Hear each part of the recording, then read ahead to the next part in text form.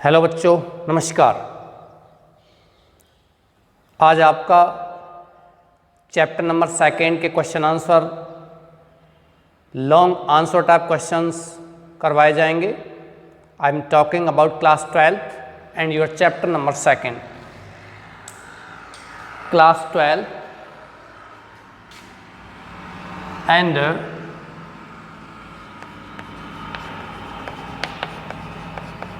chapter number 2, a room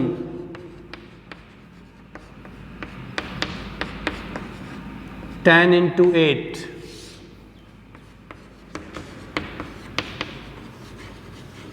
और इस पाठ के लेखक हैं के.एस. दुग्गल। प्यारे बच्चों, इसमें से आपके short answer type question complete हो चुके हैं। कुछ प्रश्न आपके लॉन्ग आंसर टाइप भी इसमें से हो चुके हैं और कुछ प्रश्नों को आज फिर हम यहाँ लेते हैं। तो आगे चलते हैं। Your question number 3, what changes had come about. Question number 3, what changes had come about, क्या परिवर्तन आ गए थे in the Malik's family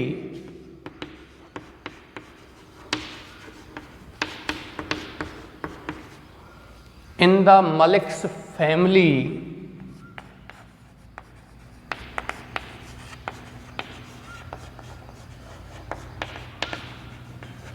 by the time Mr. Malik retired।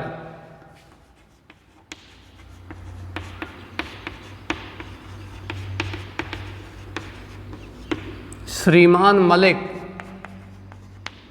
जिस समय तक रिटायर हुए थे उस समय तक कौन कौन से परिवर्तन आ गए थे, ये इसमें आपका प्रश्न बनता है। और इस प्रश्न में आपके आंसर क्या क्या होंगे। बहुत सारे परिवर्तन आ गए थे जब तक श्रीमान मलिक रिटायर हुए थे। नंबर 1 परिवर्तन ये आ गया था कि श्रीमान मलिक की माँ यानी कि श्रीमती मलिक की सासू माँ जिसका जिक्र किया गया था वो गुजर चुकी थी। दूसरा परिवर्तन ये आया था उनके पुत्री की शादी हो गई थी। तीसरा परिवर्तन ये आ गया था कि उनकी पुत्र की शादी भी हो गई थी और जो घर उन्होंने बनवाया था वो घर अब उनका नहीं था, सरकार ने उस पर पोजेसन ले लिया था, उस पर अपना अधिकार जमा लिया था। तो यहाँ ये परिवर्तन उसमें आए थे। चलिए हम इन परिवर्तनों को लिखते हैं। Many changes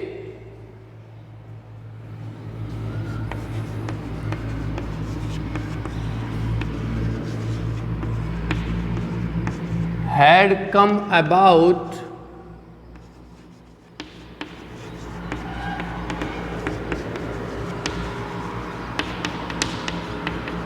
in the Malik's family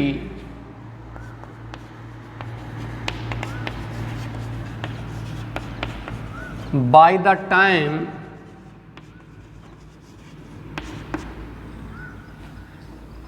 he got retirement। His mother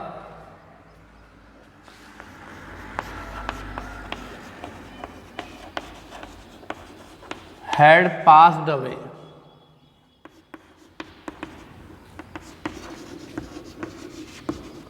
His daughter got married। उसकी पुत्री की भी क्या हो गई थी, शादी हो गई थी।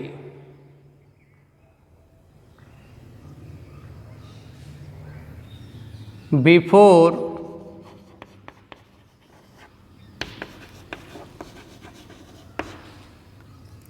Mr. Malik's retirement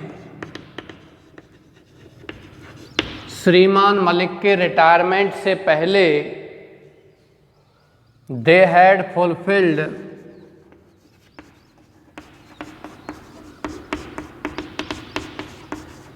उन्होंने पूरा कर लिया था the responsibility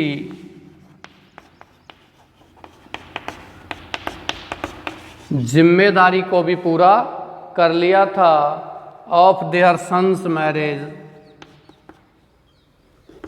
of their sons marriage. ये परिवर्तन उनमें आ गए थे।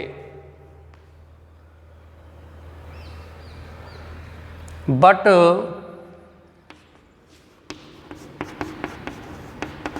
There house had not been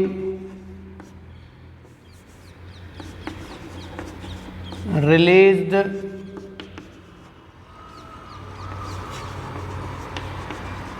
by the government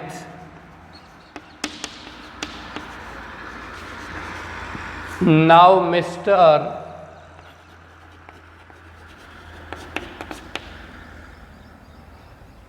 and Mrs. Malik, now Mr. and Mrs. Malik lived with his son and daughter-in-law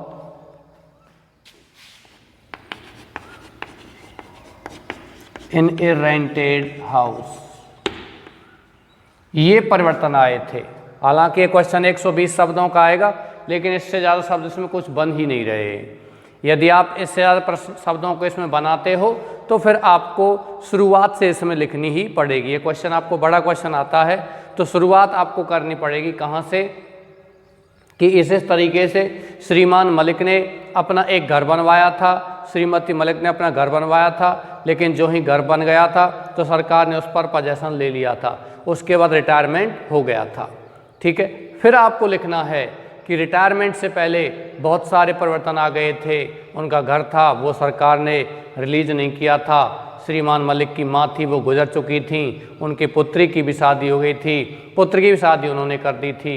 अब भी श्रीमान मलिक सरकार से लड़ रहे थे और घर को रिलीज कराने के लिए, और क्या लिखोगे इसमें कि उनके पुत्र की भी शादी की जिम्मेदारी को उन्होंने पूरा कर लिया था। ये बहुत सारे परिवर्तन आपको इसमें लिख सकते हो, लेकिन मेन परिवर्तन तो यही हैं। चलिए आगे चलते हैं। Next question is give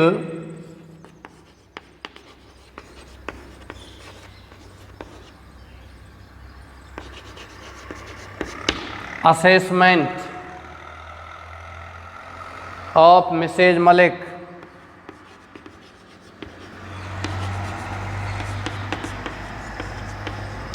as a person and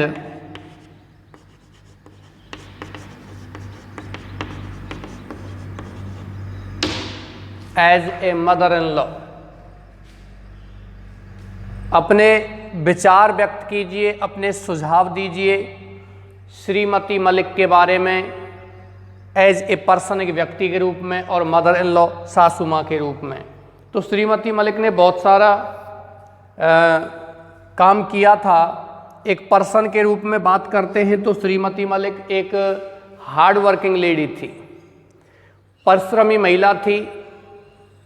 उसने बहुत सारा परिश्रम किया था अपने नए मकान को बनवाने में। सुबह से लेकर के शाम तक वो मकान के जो क्या कहते हैं कार्य प्रगति पर था, मकान का जो कंस्ट्रक्शन था, निर्माण था, उसमें बहुत ज़्यादा वो हाथ बटाती थी। लेकिन हम बात करते हैं एक मदर इन लॉ के बारे में, तो ना तो वो एक सही डॉटर इन लॉ सिद्ध हो पाई थी, ना ही एक अच्छी मदर इन लॉ सिद्ध हो पाई थी। और कोई औरत यदि अच्छी पुत्रवधू साबित नहीं हो पाती है तो वो निश्चित रूप से अच्छी सासू माँ कभी नहीं बन सकती है। तो हम यहाँ प्रश्न हमसे यही पूछा गया है कि वो एक अच्छी पुत्रवधू थी ही नहीं, क्योंकि शुरुआत से ही वो अपनी सासू माँ के प्रति बहुत ही नकारात्मक दृष्टिकोण रखा करती थी। अब हम बात करते हैं दूसरी कि वह एक अच्छी सासू माँ भी नहीं बन पाई थी, क्योंकि वो अपनी पुत्रवधू के प्रति भी वैसा ही व्यवहार करती थी। लेकिन अब जनरेशन गैप हो चुका था, अब वो बात नहीं थी जो श्रीमती मलिक चाहती थी। चलते हैं आगे। The story brings out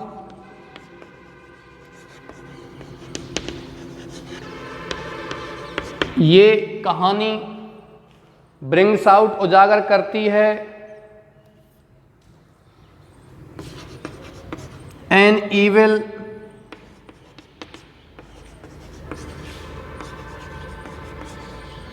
and hard hearted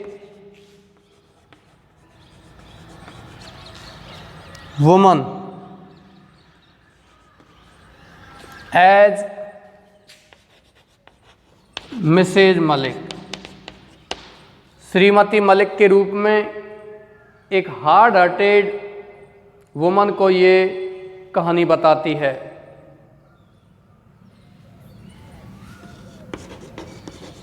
she was a hard mother in law. वह एक कठोर कौन थी? सासू माँ थी।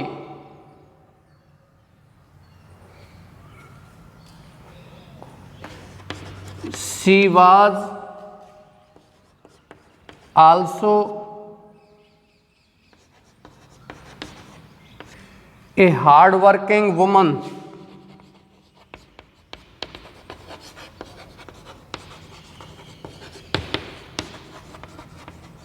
She worked hard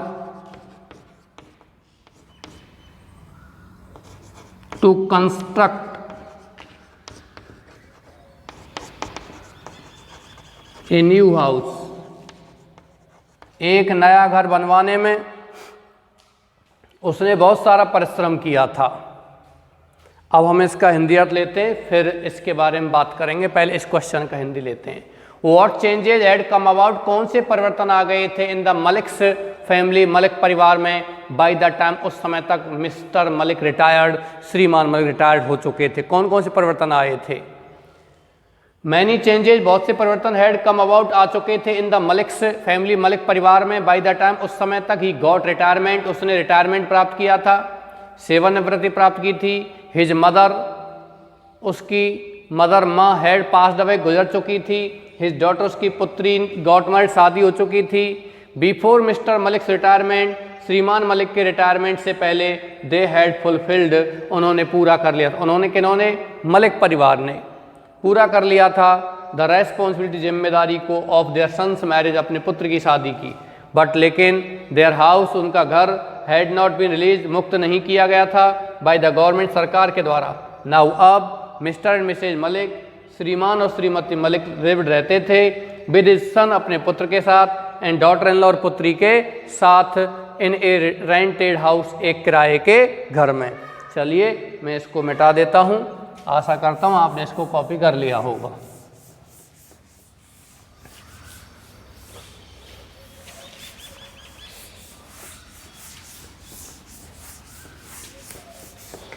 अब इसमें और कारण आपको लिखने हैं कि किस प्रकार की महिला सिद्ध हुई थी श्रीमती मलिक, ये आपको यहाँ लिखना है। ओके डियर्स, मैं इसको अच्छे से मिटा देता हूँ जिससे आपको ब्लैक बोर्ड से कॉपी करने में परेशानी ना हो।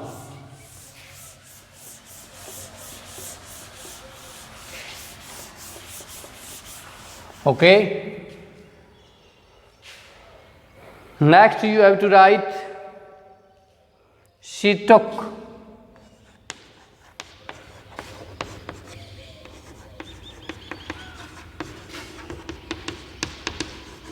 a wise decision उसने एक बुद्धिमानीपूर्ण निर्णय लिया था फॉर हर चिल्ड्रन, अपने बच्चों के लिए, to stay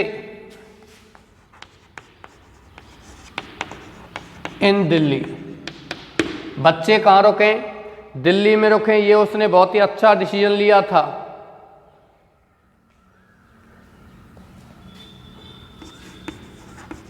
She had a negative attitude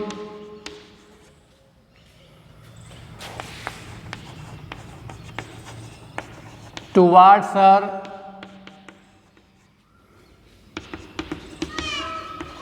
mother in law. सासू माँ के प्रति उसका बहुत ही कैसा दृष्टिकोण था? नकारात्मक दृष्टिकोण था।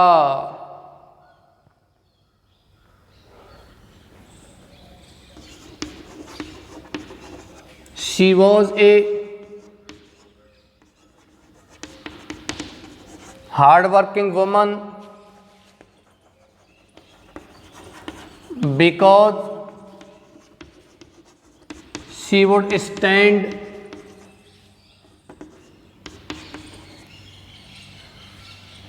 in the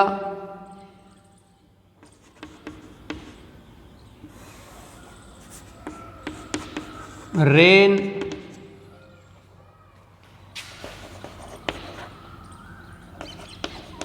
and sun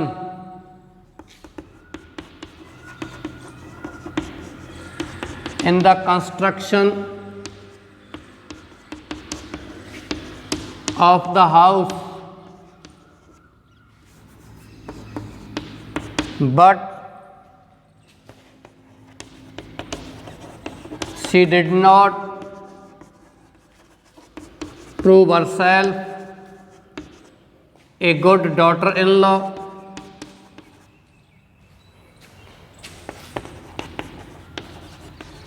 and a good mother-in-law. She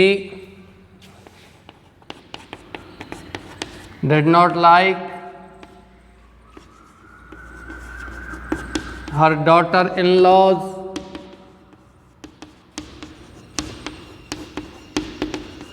talking in English and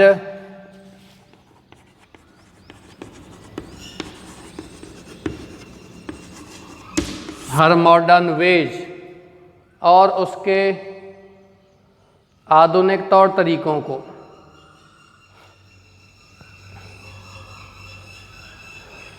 We can say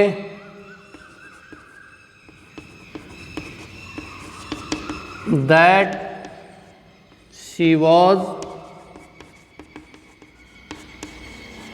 self-centered,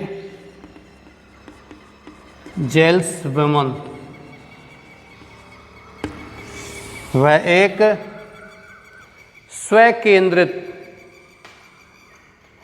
आत्म केंद्रित, जेल्स वुमन यानी एक प्रकार की ईर्ष्यालु महिला थी। चलिए हम इसका हिंदी अर्थ लेते हैं। Give assessment of Mrs Malik, Shrimati Malik के बारे में विचार दीजिए एज ए पर्सन, ए व्यक्ति के रूप में, and as a mother in law, और एक सासू माँ के रूप में। द स्टोरी, ये कहानी, ब्रिंग्स आउट, उजागर करती है, एन ईविल, एक बुरे, एंड हार्ड हार्टेड वुमन, एक बुरी और हार्ड हार्टेड माने कठोर हृदय वाली महिला को, एज मिसेज मलिक, श्रीमती मलिक के रूप में। She was a hard mother in law, वह एक कठोर सासू माँ थी। She was also a hard working woman, वह एक कठोर कार्य करने वाली या परिश्रम करने वाली महिला थी। शी वर्कड हार्ड, वह कठोर परिश्रम करती थी, किया था, टू कंस्ट्रक्ट, निर्माण करने में, ए न्यू हाउस, एक नया घर। She took A wise decision, उसने एक बुद्धिमानीपूर्ण निर्णय लिया था, फॉर हर चिल्ड्रन, अपने बच्चों के लिए, टू स्टे, रुकने को, इन दिल्ली, दिल्ली में। She had a negative attitude, वह एक नकारात्मक दृष्टिकोण रखती थी, towards her mother in law, अपनी सासू माँ के प्रति। She was a hard working woman, वह एक कठोर हृदय वाली महिला थी, बिकॉज, क्योंकि, शी वुड स्टैंड, वह खड़ी होती थी, इन द रेन, बरसात में, इन सन और धूप में, in the construction of the house, घर के निर्माण में। बट लेकिन शी डिड नॉट प्रूव, उसने सिद्ध नहीं किया था, हर सेल्फ, स्वयं को, या वह स्वयं सिद्ध नहीं हुई थी, a good daughter in law, एक अच्छी पुत्र वधू, and good mother in law, और एक अच्छी सासू माँ। शी डिड नॉट लाइक, वह पसंद नहीं करती थी, हर डॉटर इन लॉज, अपनी पुत्र वधू का, टॉकिंग, बात करना, इन इंग्लिश, अंग्रेजी में, एंड हर मॉडर्न वेज, और उसके आधुनिक तौर तरीकों को पसंद नहीं करती थी। वीकेंड से हम कह सकते हैं दैट की she was self centred jealous woman, वह एक आत्म केंद्रित या स्व केंद्रित जेल्स वुमन यानी कि एक ईर्ष्यालु महिला थी। पहले तो वो किससे ईर्ष्या करती थी? अपनी सासू माँ से, और बाद में किससे ईर्ष्या करती थी? वो अपनी पुत्र वधू से। चलिए, मैं आशा करता हूँ आपने इसको कॉपी कर लिया होगा, इसको मिटा देता हूँ। नेक्स्ट क्वेश्चन की ओर बढ़ते हैं।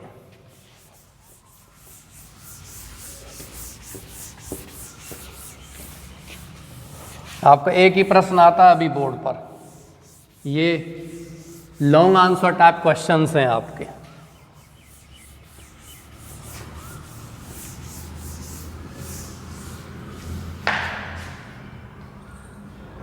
अच्छे से मिटा देता हूं, आपको नजर आ जाए।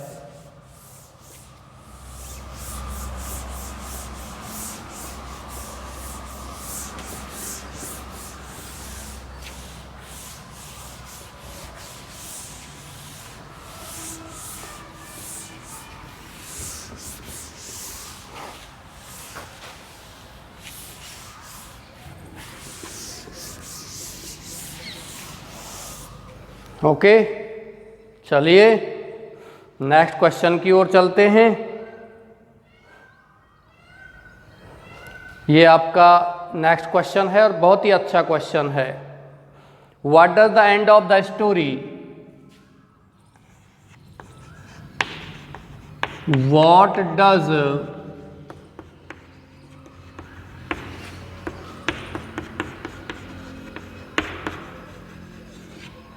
The end of the story, कहानी का अंत, a room 10x8, a room 10x8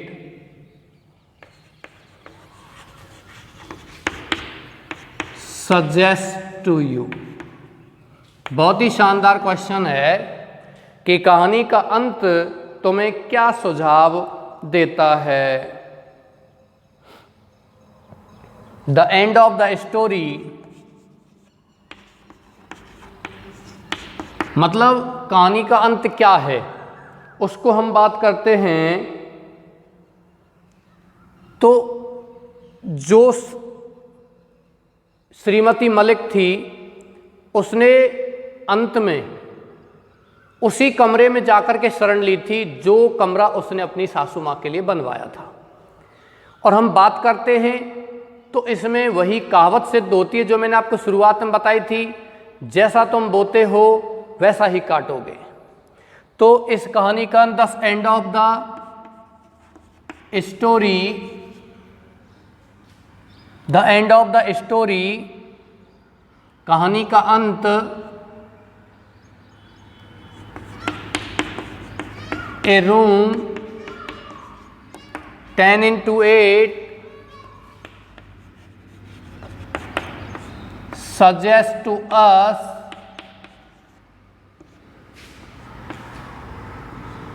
हमें सुझाव देता है that as you sow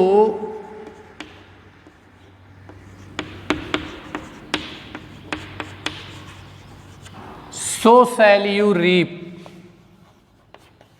जैसा तुम बोते हो वैसा ही तुम काटोगे।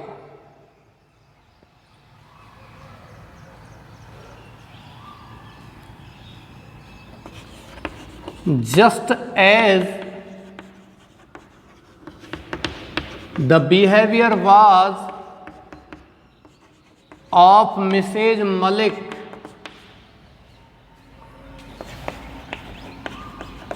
towards her mother in law, her daughter in law also showed the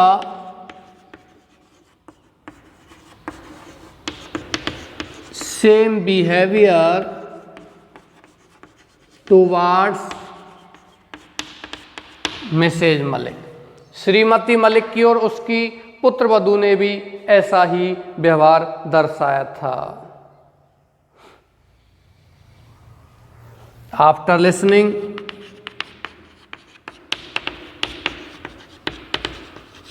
after listening माने सुनने के बाद।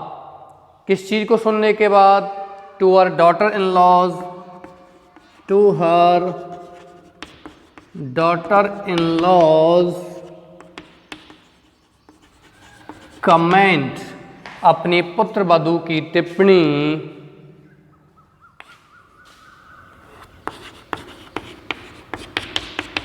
about the new house and about the room 10x8. Her own words ringed in her years, उसके कानों में उसके स्वयं के शब्द ही रिंग्ड माने गूंजने लगे।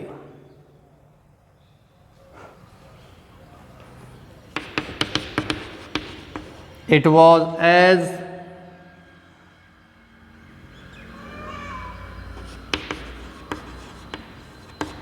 द डेस्टिनी, नसीब ने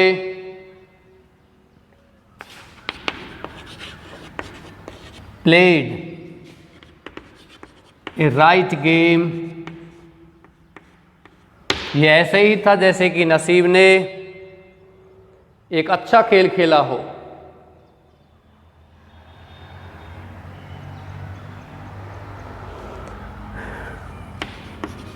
She planned a room for her mother-in-law, but at last she got the same room when she became a mother-in-law। जब वो स्वयं एक सासू माँ बन गई थी तो उसको भी वही चीज मिली थी।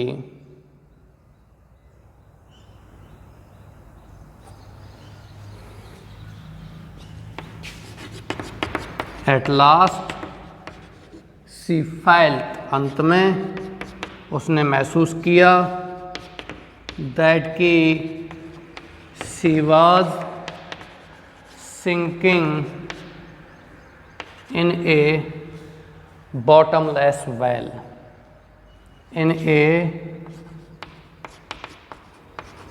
bottomless well। उसने क्या महसूस किया कि वह एक बॉटमलेस वेल यानी कि बिना तल के कुएं में क्या कर रही थी? धंस रही थी, जा रही थी। चलिए आप इसको कॉपी कीजिए, उसके बाद फिर अगले क्वेश्चन की ओर बढ़ते हैं।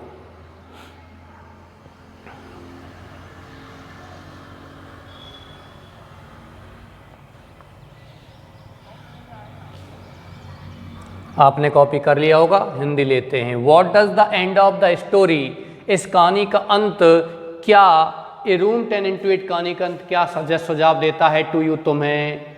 The end of the story, कहानी का अंत, ए रूम 10x8 10x8 का कमरा सजेस्ट सुझाव देता है टू अस हमें, दैट की एज यू सो, जैसा तुम बोते हो, सो शैल यू रीप, वैसा ही तुमको काटना पड़ेगा।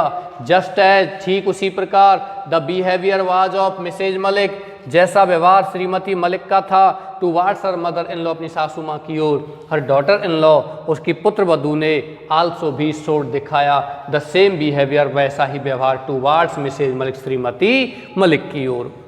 आफ्टर लिसनिंग, सुनने के बाद, to her daughter in law's comment, अपनी पुत्र वधू का टिप्पणी सुनने के बाद, अबाउट द न्यू हाउस, नए घर के बारे में, एंड अबाउट द रूम, कमरे के बारे में, 10 गुणा 8 का कमरा, उसके बाद टिप्पणी की थी उसकी पुत्र वधू ने कि ये कमरा तो बहुत अच्छा है लेकिन इसमें स्टोर रूम नहीं है, मैं एक अच्छा बड़ा स्टोर रूम चाहूँगी।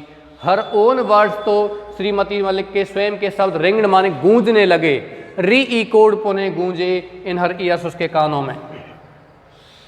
इट वॉज एज, ये उसी प्रकार था, डेस्टिनी, जैसे कि, इट वॉज ये था, एज जैसे कि, द डेस्टिनी माने नसीब ने, प्लेड माने खेला हो, ए राइट गेम, एक सही खेल, RIGHT कर लो इसको, RIGHT राइट।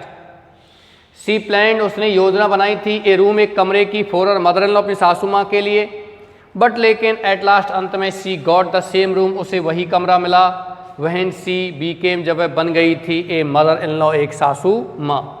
एट लास्ट, अंत में, सी फेल्ट, उसने महसूस किया, दैट की सी वॉज सिंकिंग, वह डूब रही थी, इन ए बॉटमलेस वेल, किसमें, एक बिना तल के कुएं में, ऐसा उसको लग रहा था कि वो बिना तल के कुएं में धसी ही चली ही जा रही थी।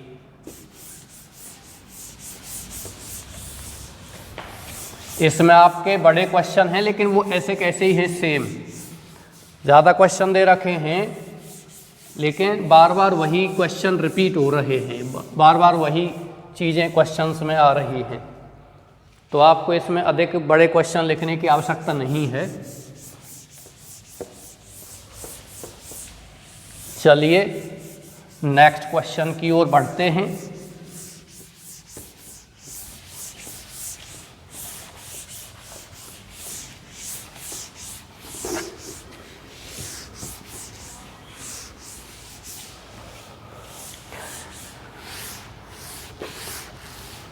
आपका नेक्स्ट क्वेश्चन है, व्हाट इंपॉर्टेंट डिटेल्स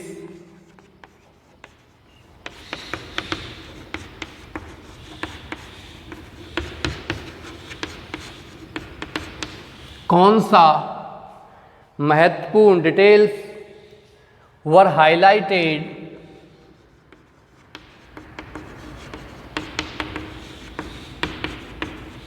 उजागर की गई थी, दर्शाई गई थी, इन the sketch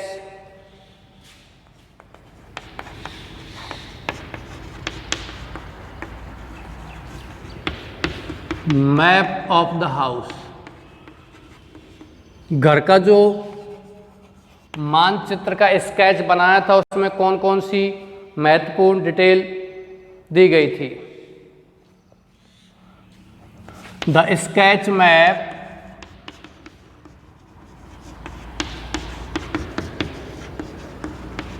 of the house was in colour, घर का स्केच मैप किस में था, रंगीन था। The sketch had a figure of the lady, वो स्केच क्या रखता था, एक फिगर ऑफ द लेडी, महिला का चित्र रखता था।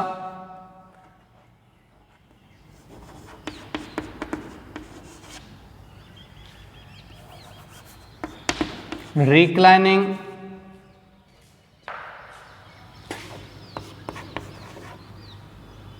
द पिलर, खंबे से सटे हुए, ऑन द वरांडा, किसमें, वरांडा मीन्स क्या होता है, बरामदे में वो महिला खड़ी हुई थी, वेयरिंग ए मैरून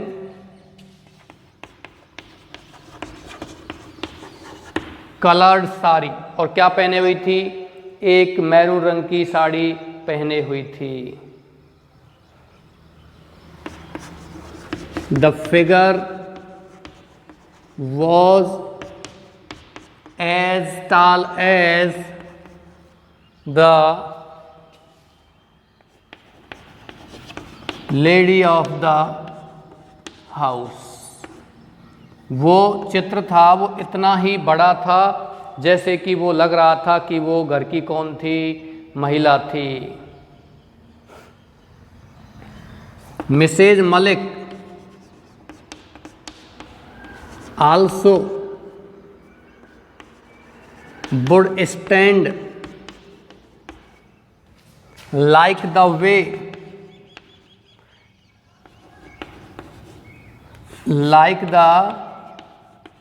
वे उसी तरीके से the figure in the sketch, जिस प्रकार से उस चित्र में वो आकृति खड़ी हुई थी। She thought that the architect had painted her, कि आर्किटेक्ट ने उसी को पेंट किया था, ऐसा वो क्या करती थी, सोचती थी।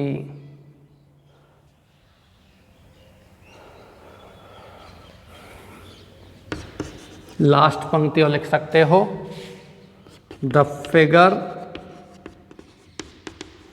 इन द स्केच was standing